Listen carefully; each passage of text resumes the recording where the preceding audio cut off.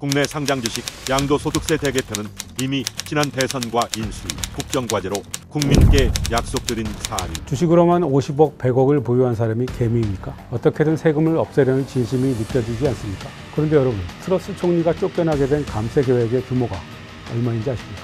그래도 영국은 행정부의 대표인 총리가 감세 규모와 계획을 투명하게 밝힙니다. 우리나라는 어떤가요? 예산이 막 정부 재정 지출이 팍팍 늘어가면요, 물가가 오릅니다. 물가 때문에 또 서민들이 죽는다. 국민을 바보로 여기지 않으면 할 수 없는 거짓말입니다. 내년 총 지출은 2.8% 증가하도록 편성하여 건정 재정 기조를 유지하였습니다. 우리 정부의 재정 운영 기조는 건전 재정입니다. 공격적으로 세금을 깎아서 재정을 텅 비게 해놓고 대체 어떻게 건전한 재정을 소리겠다는 건가요? 작년 법인세 인하 논의 당시에도 세수 결손 가능성 지적에 세율을 올려도 기업의 투자가 증가하고 그럼 내수가 좋아질 거 아니냐, 그럼 세수가 줄지 않을 거라고 그런 방어를 하셨는데 실제는 세수 감소가 결국은 일어난 거죠. 정부가 경기 침체의 진앙지였던 것입니다. 정말 나라 망하게 하려고 작정한 것이 아니라면 대체 어떻게 이렇게까지 할 수 있는 건가요?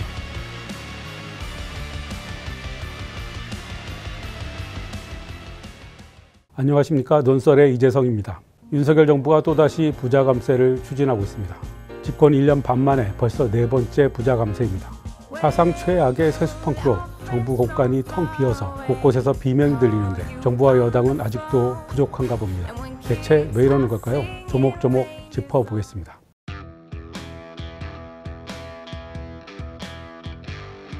정부와 여당이 최근 들어 시동을 거는 감세 대상은 주식 양도소득세와 상속세입니다. 오늘은 주식 양도세만 살펴보겠습니다. 대통령의 오랜 친구이자 이른바 윤핵관 중 한 명인 권성동 국민의힘 의원은 지난 10일 페이스북에 이렇게 씁니다. 국내 상장 주식 양도소득세 대개편은 이미 지난 대선과 인수위, 국정과제로 국민께 약속드린 사안입니다. 정부의 책임 있는 조치를 강력히 요구합니다. 권 의원이 말하는 약속이란 윤석열 대통령이 후보 시절이던 지난해 1월 자신의 페이스북에 주식 양도세 폐지라는 7자 공약을 올린 걸 말합니다. 이 공약은 윤석열 정부 110대 국정과제에도 포함됩니다. 마치 평범한 개인 투자자를 위한 공약 같지 않습니까? 그런데 그렇지 않습니다. 극소수 찐 부자들이 대상입니다. 현행 법률에서 주식의 양도소득세는 개별 종목 보유액이 10억 원 이상이거나 보유 지분율이 코스피의 경우 1% 이상인 세법상 대주주만 냅니다. 정부와 여당의 계획은 이 대주주 기준을 현행 10억 원에서 50억 원 또는 100억 원으로 크게 올리겠다는 겁니다. 지금 대주주의 경우 주식 양도 차익의 20 내지 25%를 세금으로 내거든요. 주식을 팔아서 10억 원의 양도 차익을 남겼다면 2억 5천만 원의 세금을 내야 하는데 50억 원 또는 100억 원 이하를 보유한 사람은 대주주가 아닌 것으로 바꿔 세금을 내지 않도록 해주겠다는 겁니다. 그러면서 마치 개미 투자자를 위한 감세인 척 위장합니다. 주식으로만 50억, 100억을 보유한 사람이 개미입니까? 2020년 기준 대주주로 분류된 사람은 27,163명으로 개인 투자자의 0.3%입니다. 전체 국민에서 차지하는 비율은 0.05%에 불과합니다. 대주주 지정을 피하려고 연말에 물량이 쏟아져 나오는 바람에 증시에 부담을 주고 개인 투자자들에게 피해를 준다고 권성동 의원이 주장하는데요. 일시적인 물량 부담이 그렇게 큰 일인가요? 한번 내려간 주가는 다시 올라가지 않는 건가요? 기업 가치가 건실한 회사라면 오히려 개미들이 주식을 살 기회가 될 수 있는 것 아닌가요? 극소수 부자를 위해 논리를 만들어내려고 개미들까지 들먹이는 윤핵관의 행태가 추해 보입니다. 주식 부자의 세금을 깎아주겠다는 윤석열 정부의 시도는 이번이 처음이 아닙니다. 윤석열 정부는 지난해에도 대주주 요건을 10억 원에서 100억 원으로 대폭 완화하는 세제 개편안을 발표한 바 있습니다. 100억 원 또는 지분율 3%는 2000년 당시 기준입니다. 2013년에 50억 원 또는 지분율 2%로 내려갔고 이후 25억 원 또는 1%, 15억 원, 10억 원까지 내려온 것입니다. 윤석열 정부의 이번 시도는 여러 차례에 걸쳐 어렵사리 강화해온 과세 기준을 23년 전 수준으로 되돌리겠다는 얘기입니다. 대주주 기준을 100억 원으로 올리려던 지난해의 시도는 민주당이 부자 감세와 세수 감소를 우려하며 반대해 무산됐습니다. 그러자 올해 다시 추진하는 겁니다. 윤석열 정부는 지난해 금융투자소득세 신설을 2년 유예하는 법안도 발의했는데요. 이건 여야 합의로 통과시켰습니다. 소득이 있는 곳에 세금을 부과하는 조세 원칙이 깨진 겁니다. 금투세는 민주당이 여당이었던 2020년 12월 국회를 통과해서 올해부터 시행할 예정이었는데요. 5천만 원 이상의 금융투자소득을 올린 모든 투자자에게 22에서 27.5%의 세금을 부과하는 내용입니다. 윤석열 대선 후보가 7자로 주식 양도세 폐지 공약을 올렸을 때 당시 언론에서는 금투세까지 폐지하려는 의도를 담고 있다는 분석이 나왔습니다. 어떻게든 세금을 없애려는 진심이 느껴지지 않습니까?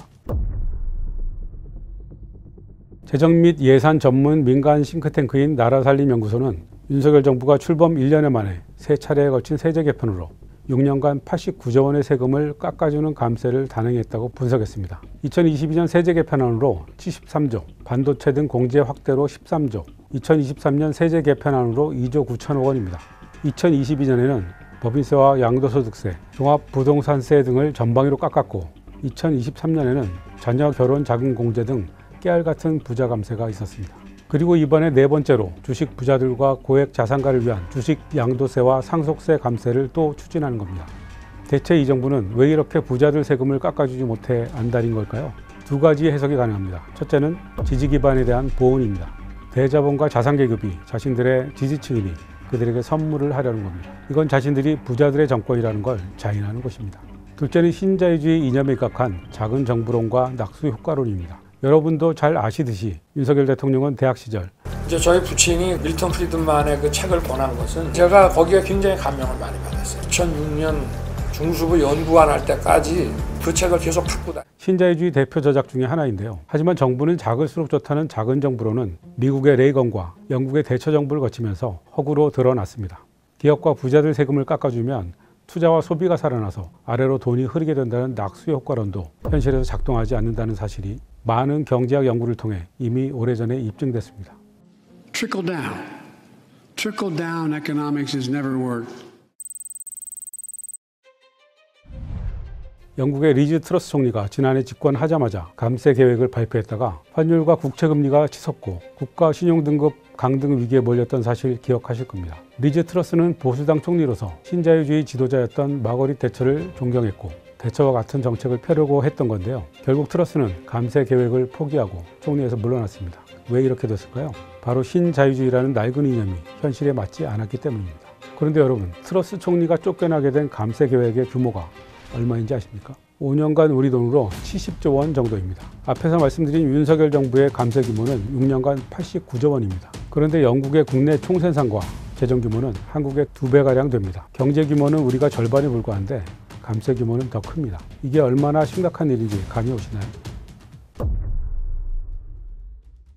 그래도 영국은 행정부의 대표인 총리가 감세 규모와 계획을 투명하게 밝힙니다. 우리나라는 어떤가요? 대통령이 감세 규모를 직접 밝히지 않을 뿐더러 그 이유도 간접적으로 겨우 몇 마디 들을 수 있을 정도입니다.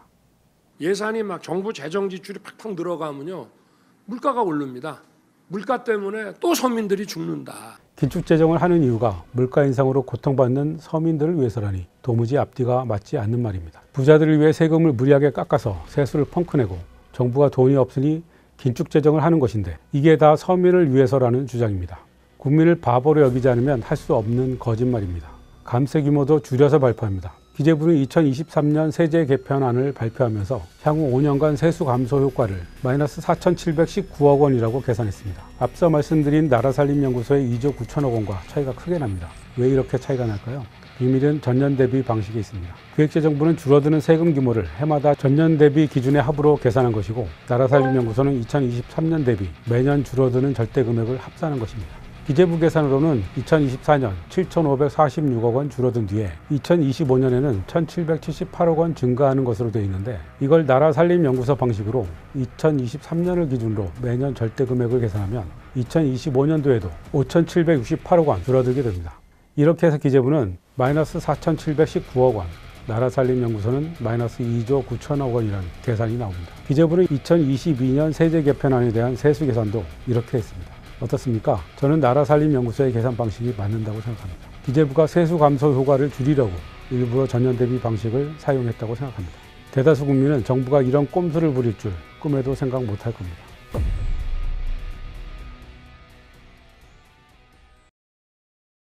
내년 총 지출은 2.8% 증가하도록 편성하여 건정 재정 기조를 유지하였습니다.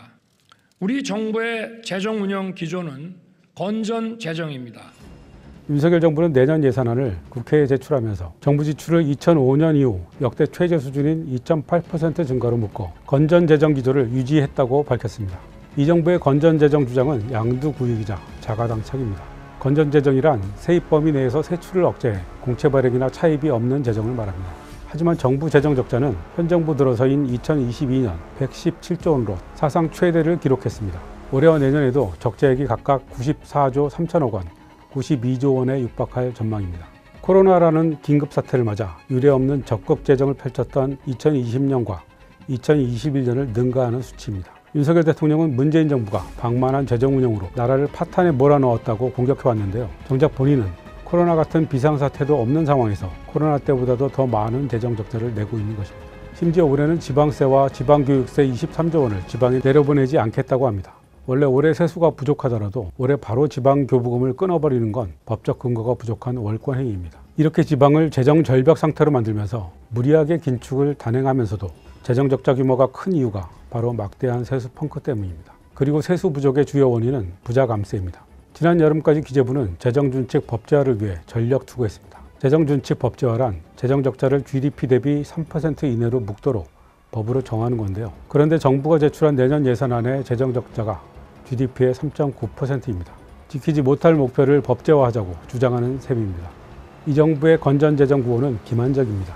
공격적으로 세금을 깎아서 재정을 텅 비게 해놓고 대체 어떻게 건전한 재정을 꾸리겠다는 건가요?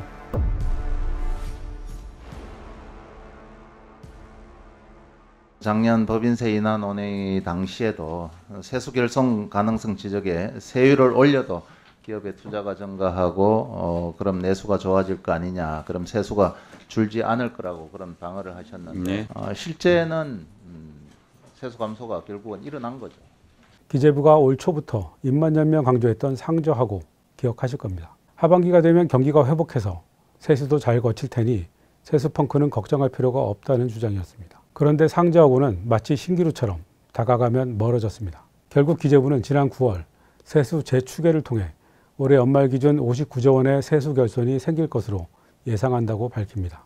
낙수효과라는 신자유주의 경제 이론이 정말 맞는다면 세 차례에 걸쳐 단행한 대규모 감세는 투자 증가와 경기 회복으로 이어져야 합니다. 하지만 현실은 우리 모두 알고 있는 바와 같습니다. 가장 큰 문제는 세수 펑크로 재정이 부족해지자 정부가 지출을 줄이기 시작했고 그 결과 정부가 주도해서 경제 성장률을 끌어내리고 있다는 점입니다. 이 표를 한번 보시죠. 2023년 2분기에 소비와 투자, 수출이 모두 감소하는 이른바 트리플 위기가 왔었는데요. 민간 소비, 민간 투자보다도 정부 소비와 정부 투자의 감소폭이 훨씬 컸습니다. 정부가 경기 침체의 진앙지였던 것입니다. 이 트리플 위기는 2008년 금융위기 이후 15년 만에 처음 발생한 건데요. 2008년에는 민간 소비와 민간 투자의 감소를 정부 소비와 정부 지출 증대로 대응했습니다. 그렇게 해서 2009년 재정 적자는 17조 6천억 원이었지만 2010년에는 16조 7천억 원 흑자로 전환한 바 있습니다. 이때가 이명박 정부였습니다. 그런데 이명박 정부 시즌2라는 윤석열 정부는 공격적인 부자 감세로 세수를 펑크내더니 외환위기도 금융위기도 코로나도 아닌 평상시 상황에서 경제를 빈사 상태에 몰아넣고 연구개발 예산을 비롯한 미래의 씨앗까지 밟아 죽이고 있습니다. 벌써 사회적 약자와 서민들은 타격을 받기 시작했습니다. 대통령의 무리한 개입으로 강서구청장 보궐선거가 참패로 돌아간 뒤에는 포퓰리즘 정책을 남발합니다. 김포의 서울 편입이라는 기형적인 사탕발림으로 수도권 주민들의 욕망을 부풀리고 글로벌 스탠더드인 공매도를 갑자기 금지했고 종이컵과 플라스틱 빨대 규제를 포기했습니다. 재정은 거덜나고 국가 신인도는 누더기가 됐습니다. 젊은 과학자들은 신세를 한탄하며 짐을 싸고 있습니다. 정말 나라 망하게 하려고 작정한 것이 아니라면 대체 어떻게 이렇게까지 할 수 있는 건가요? 날은 저물고 갈 길은 멀게 느껴지는 가을입니다. 지금까지 논설이었습니다.